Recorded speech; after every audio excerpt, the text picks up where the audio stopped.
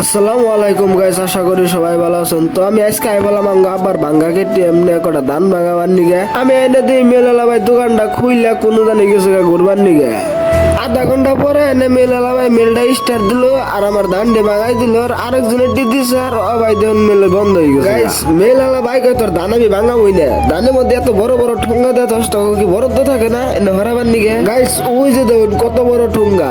তো আমার ধান টান ভাঙান শেষ, ওখানে আমি জামগা বাড়ি মি। গাইস আমি বাইতে আইছি আর ভাই মোটরওয়ালা ভাই ফোন করছে, কয় ভাই তোমার মোটর আইছে তাড়াতাড়ি নিয়ে যাও।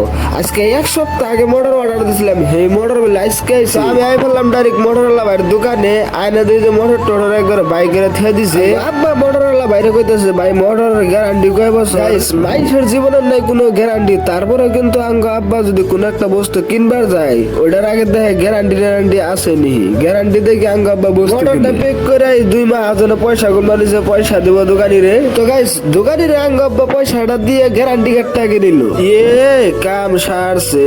তো গাইস দেখুন আঙ্গ আব্বার ভাঙ্গা কেটে আমার মধ্যে 2টা করে মডেল লোড দিয়ে নিয়ে যাবার দিছে। তার মানে আঙ্গ আব্বা এদিকে 4 সাইকেলে করে নিয়ে যাবো, ওদিকে আবার আঙ্গ পিলতে উড়াই দেবো।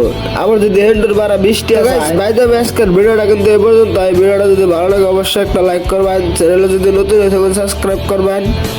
বাই।